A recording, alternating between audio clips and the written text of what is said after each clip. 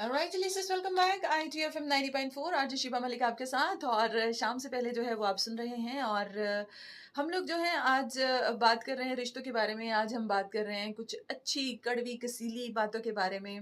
हम बात कर रहे हैं कि कैसे कभी-कभी जो है बहुत कड़वी और कसीली बातें जो हैं वो हमें बर्दाश्त करनी पड़ती हैं, बहुत सारी रिश्तों को बचाने के लिए, बहुत सारी अपनी लाइफ में ईज़ पैदा करने के लिए।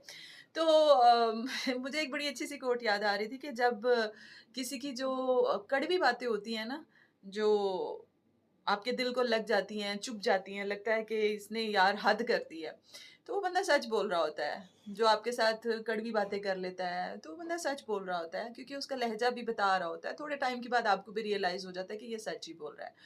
लेकिन जब किसी का लहज़ा जो है ना, वो कड़वा लगने लग जाए ना, तो उसका मतलब है कि वो बंदा आपको अल्लाह हाफ़िज़ कह रहा है, समझ जाएँ। क्योंकि सच्ची बात जो है ना, वो कितनी भी कड़वी हो डाइजेस्ट हो जाती है, लेकिन जो लहज़े होते हैं ना, वो नहीं बर्दाश्त होते हैं। तो आज हम इसी चीज़ के बारे में बात कर रहे हैं। सो शो इज़ गोइंग ऑन। अगर आप इस वक़्त ड्राइविंग करते हुए हमारा शो सुन रहे हैं, तो बहुत एहतियात के साथ ड्राइव कीजिए। अगर लंच करते हुए हमारा शो सुन रहे हैं, तो कुछ खाएँ, हेल्दी हेल्दी रहें।